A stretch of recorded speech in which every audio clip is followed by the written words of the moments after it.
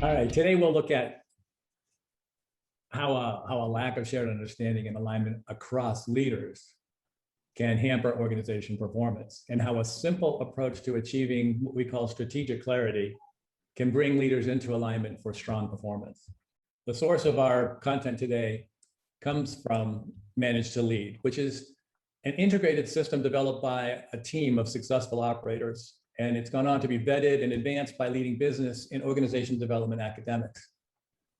MTL aligns executive teams in any organization and provides best practice tools, methods, and principles for leading both operations and planned change by participating in hands-on academy or by working side by side in an initiative accelerator. So the key thing that you may already have a feel for this, but one of the things we've learned over time is that leader alignment is critical to the success of any organization. Think of it like this. An organization is the consciously coordinated activities of two or more people in which tasks are distributed for a collective goal. You've seen this organization chart type picture to show how the compartments of an organization and how they link together. Did you know the word organization comes from the Greek organon, which is derived from ergon, which is organ. What it means is a compartment for a particular job. So what happens to the human body if one of its organs fails to operate in sync with the rest? Well, the unaligned organs kill their host, or the body, the person. What happens in an organization if one of the organizational units doesn't perform in a way that is in sync with the others? Same thing. The corpus, or the corporate body, dies. So we find that if you go back to basics, this comes from this totally consistent with something that Peter Drucker once said, which is that every business exists to solve a problem for a customer. Sounds simple, but what we find is it actually drives the need to understand three very important things all at the same time. What does the organization provide? To whom? And why does the one who can benefit from the offering choose to buy it from you? So we get a triptych here. So the market, problem, solution. Who is the customer?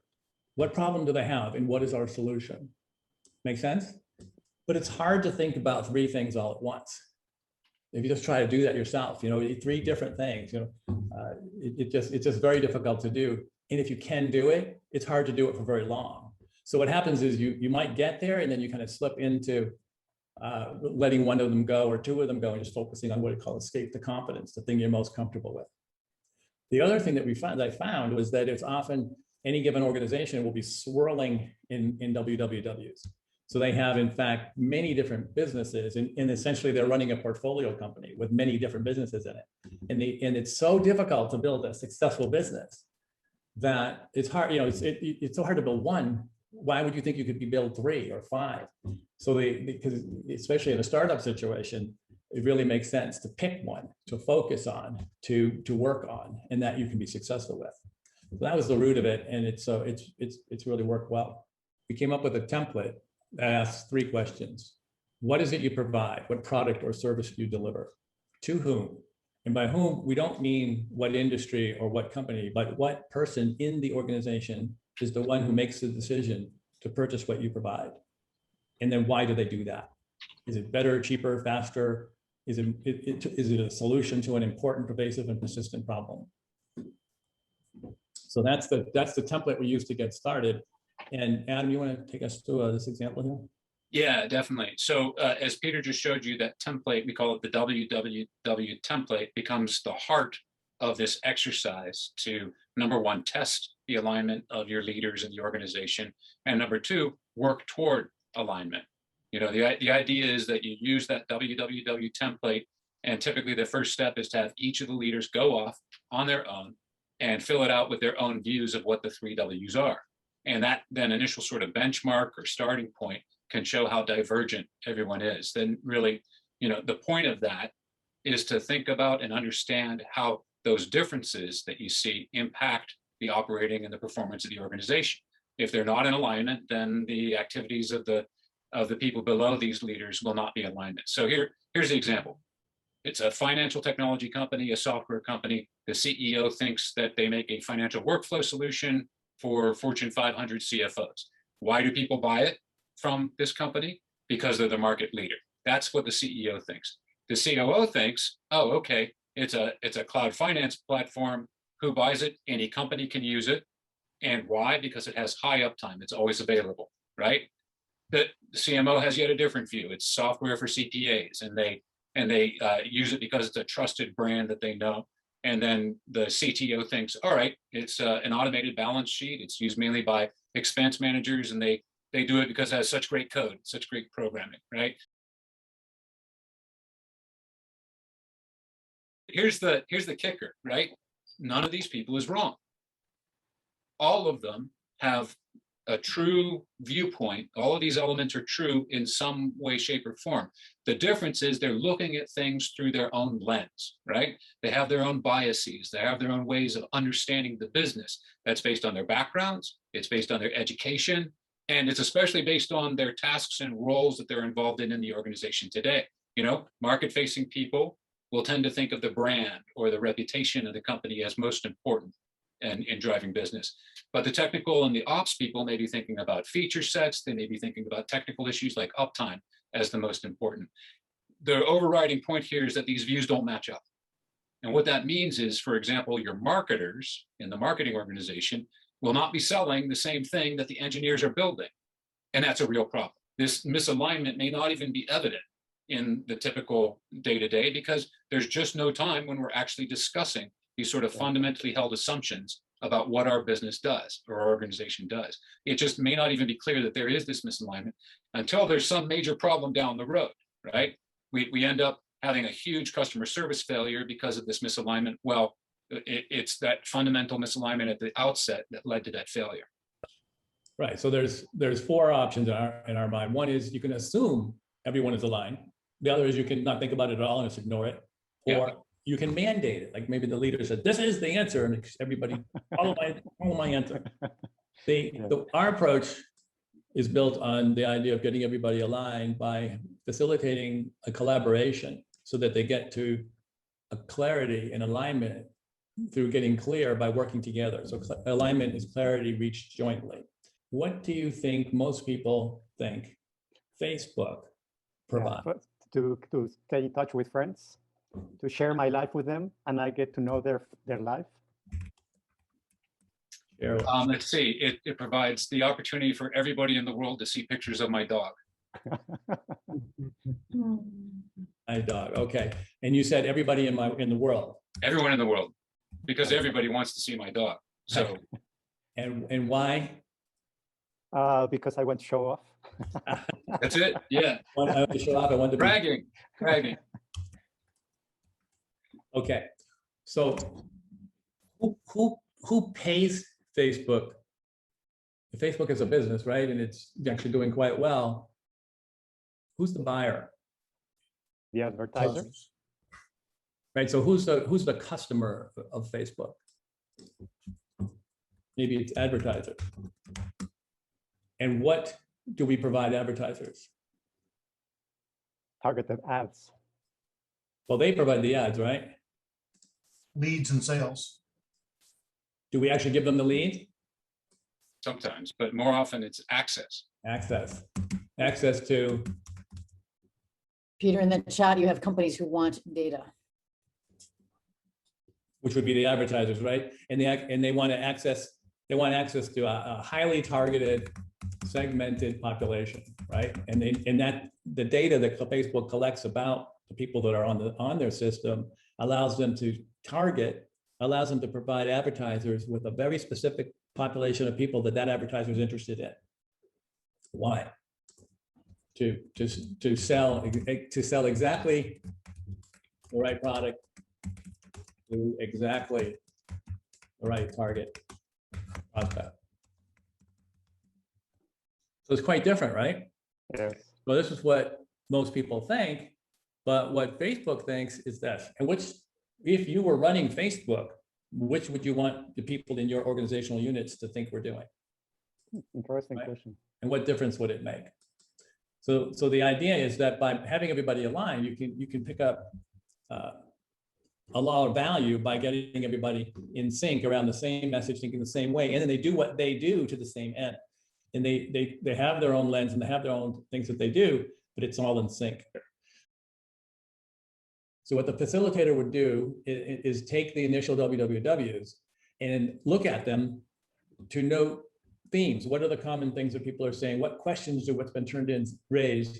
And looking for points of alignment and dissonance. Where are different people saying the same thing? Where are they saying different things? So the facilitator's job is to work with the team through what they've turned in light of what they do, what they provide, what they know, and what they've done to come up with a consolidated what. And the facilitator and the team will take maybe some subset of the leaders involved, will take what's happened here and turn it into a trial to close. This is what we think we do. And then remember, as part of the facilitated guidance, they go for agreement, not perfection. It's not a matter of whether the WWW is right or wrong. What matters much, much more than that is if the people involved in working with coming up with the WWW agree that this is in fact reflects what they do and what they provide. So then the step 2 is to conduct another session, which could be that afternoon or another day or a week later.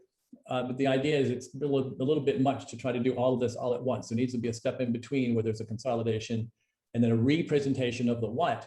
So in session 2, we're going to work on the what, who, and the why. But before we get into that, we're going to revisit the what.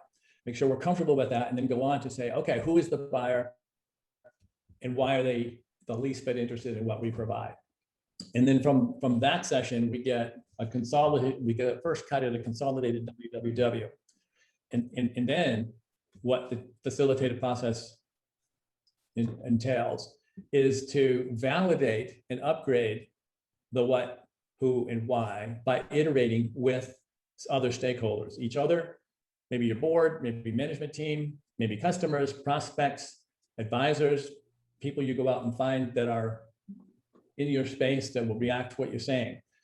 And the idea is to work on the ideal, not the general case. So people often tend to want to have a WWW that's so broad that nothing is excluded. But the reality is, the more precise you are about what you really want, the higher the probability of getting anything. So focus on the ideal, not the general. It doesn't mean you can't do other things, but what you're going to invest in trying to make happen needs to be the focus of the WWW. A lot of times, yeah. So then we have a hand raised from Greg. Wonder. Hey, Greg. Hey, Peter.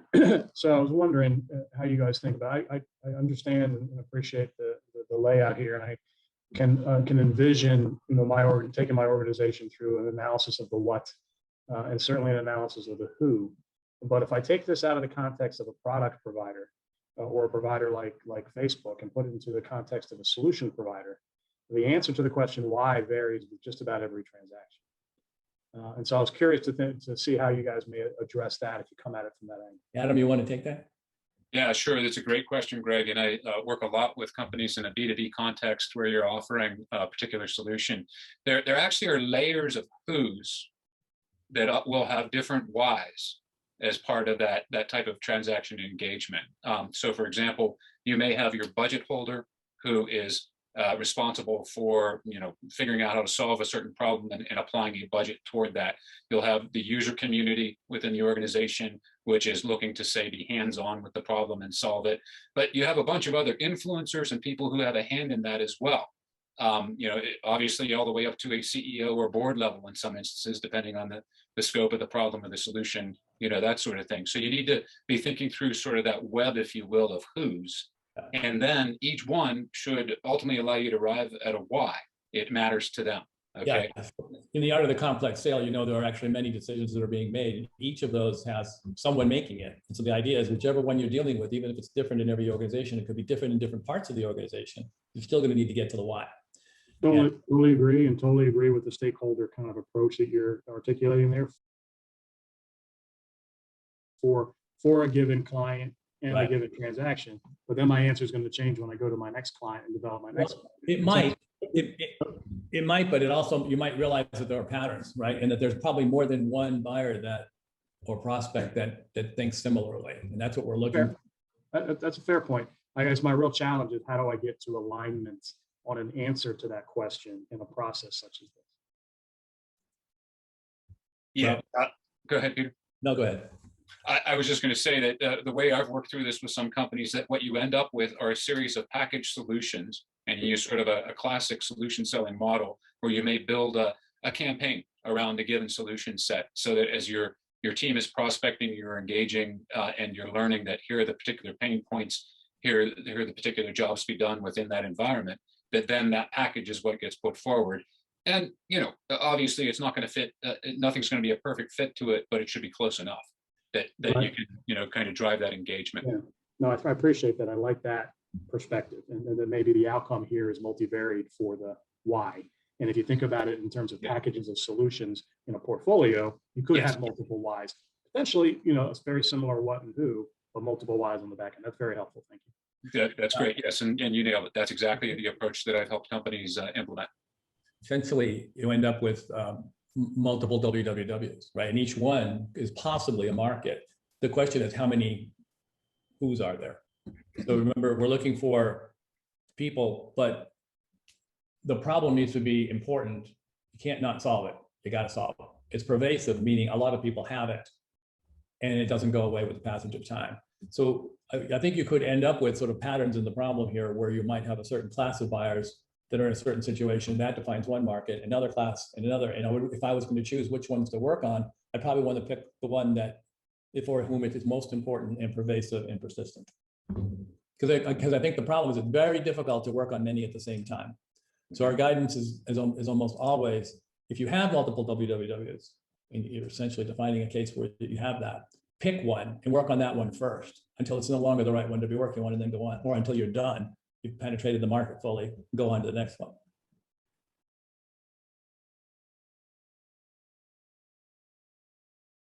Adam, you had a few of the chips here. Yeah. Well, in fact, Greg gave me a great lead in with this question, because some of these actually are directly those points that we were just discussing. So I'll actually start at the bottom of this, which is that there can be layers of who's, or stakeholders, as Greg termed it, that have different problems and different motivations for solving them. You know, that they will be part of that same decision chain or influencing the decision chain. They may be users and people who are directly hands-on with the problem and need the solution. They may be economic buyers, budgetary buyers, that sort of thing. But there can be layers of who's. And so you do need to think through that sort of web, if you will, of who's. And a simple illustration of this is that a parent buying a toy for their child will reflect that difference, right? They both want the toy, but they want it for different reasons, and they have different motivations. The child obviously wants to play with it and is excited to play with it. The parent may be just buying, 10 minutes of peace. So, it is reflecting that there are different motivations, different needs, and actually slightly different problems that they're solving with the same purchase. A couple other quick points. Obviously, I speak of this as a marketer, and particularly a B2B marketer. This is an important opportunity to really refine the focus on the market. And in the process of iterating on the WWW, you actually start to clarify that, wow, here's a different segment that we actually have been addressing in some way. If we were to put focus on that, build it into its own WWW, as Peter's saying, and create a campaign to go after that, that could be a huge growth opportunity for us. So it actually is a marketing exercise in addition to an alignment exercise. The other point, other key points here for the best, strongest WWWs is to make sure as much as you can that you're stating it from the customer's point of view. The Facebook exercise that we just walked through is exactly the way to be thinking about this, okay? It's not what you're selling, not so much what you are, think that you're selling from your point of view, but it's about the problem that you're solving for the customer. And then the last part, and this is often hard to do, but the best WWWs we've seen will actually capture that emotional or aspirational element, sort of the spark that actually can be the key to the business model. The example here is Starbucks, right? I'm buying coffee, but I'm willing to part with $7 for a cup of coffee, right? And why is that? It's because Starbucks has recognized that I actually want an experience. That lack of the moment where I'm in the environment and it's cool and I'm relaxed and everything is sort of, all aligned around this experience for me, that I'm willing to part with that $7 for a cup of brown water. So that's part of it. It's thinking through how does that customer view this emotionally and what's going to get them to engage. So to wrap up the content here, what we want to point out is that what we find is preparing the WWW in getting where you are all aligned on a single articulation of what, who, why. Sounds easy. It can't be done generally in an afternoon or an hour. It takes concentrated effort over a period of time, and it's harder than it first looks. That said, it's not hard for a team to work on. It's actually quite straightforward. Any facilitator can get to the point where they can work with a team to help point out the inconsistencies in what they're saying, the points of dissonance and alignment, and to facilitate that process, not evaluating it right or wrong, but looking for alignment. But it takes real effort to do that, and desire on the part of leadership to work on it. And is the question then gets raised, is it worth the trouble? We find incredibly so that it is. It's worth the trouble for the team to work on their WWW because they grow as a team in so doing. And the clarity and the alignment ripples through the organization. And all of a sudden you have the power of a diverse complement of strengths all being applied to the same ultimate goal. And you get enormous productivity improvement. And all of this works towards, remember what we said, alignment comes from clarity reached jointly. So let me just tell you a little bit about where this fits into the bigger picture. We mentioned that MTL is a system. And what we've talked about right now is the first kernel cornerstone of that system. There's what we call the do, sell, grow processes, and how does the organization do what it does, create demand for what it does, and increase capacity to do what it does and create demand for what it does. And then there's what do you watch to know how well you're doing? The metrics of performance that to evaluate the performance of your business over time, over the past, how you're actually performing relative to plan, and how you're performing relative to others like you or peers. So past, plan, and peers. And then who do you count on for what in your organization? And once you have defined your organization in terms of these 4 dimensions of your business, you can then say, well, how do we want those things to be? And why do we want to be different than we are today? And what do we need to do to get there? What's going to be hard about that? And now you've put together what we call the change framework that drives a set of initiatives to move from the current to the target state. So the system helps you run the business as it is today and set up to get to a future state by setting up and driving, launching, and guiding a series of initiatives in a programmatic way to get there. So what MTL system does on balance is arm an executive team with best practices for 2 things: leading an operation and changing the organization in a planned way. And you do it by doing 3 things: getting clear about what they're doing as a whole, as put together, and as individuals in the whole. And then being aligned on their WWW, do, sell, grow, what they're watching and know how well they're doing, who they're counting on for what, and what they're trying to do to go from today to tomorrow. And on track, ultimately, from all of that to reach the potential to perform and grow.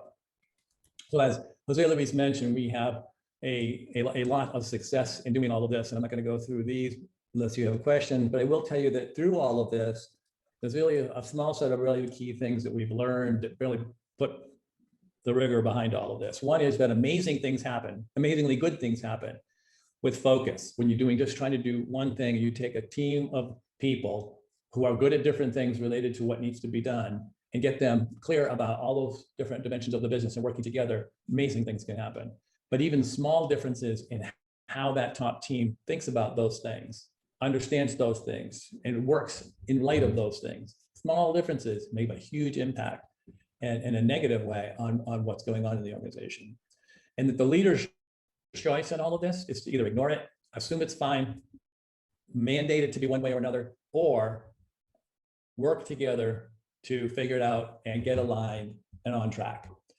And what we find is that little bit of guidance and the system and the tools and the methods and the principles that we bring to the table through MTL apply equally well to any organization doing anything, whether it's a nonprofit, a government agency, a telco, a software company. It really doesn't matter. These things we're talking about pervade any organization.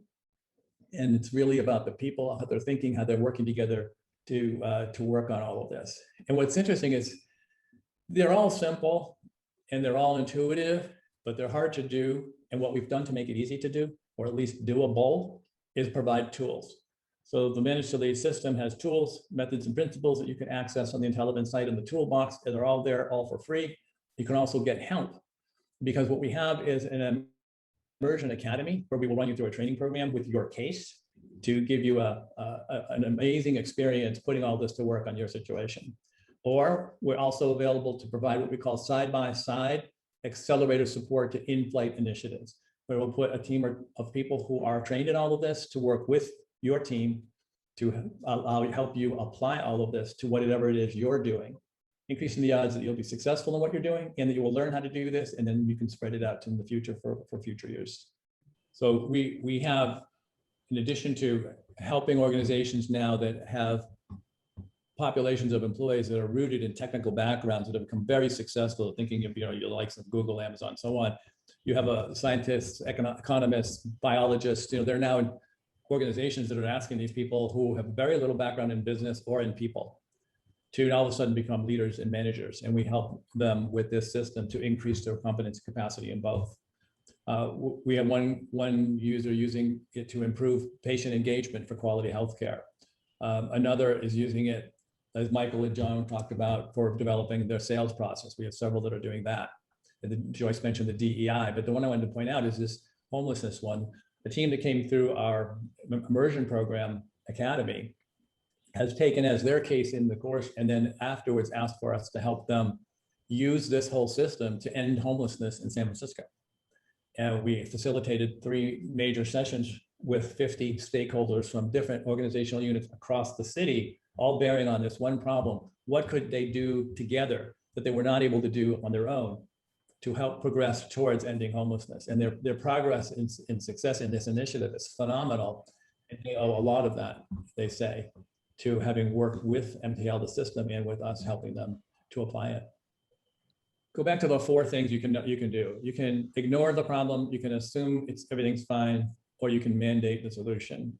And if you think about it as a leader of anything, why would you do any of those 3 as opposed to draw out the best thinking of those that you're working with and their diverse mindsets and abilities, put it on the table to collaborate, to work together to get to the next level in whatever it is you're trying to do. So as a leader, what I've learned is that I don't only know what I know, but when I work with my whole team in a collective manner like that, an individual leader becomes a collective leader. The power of that and what that group can do is mind-boggling. So I would encourage you to think that way and to look at the tools provided by MTL as facilitating that process, and then bless you from there to achieve your potential to perform and grow.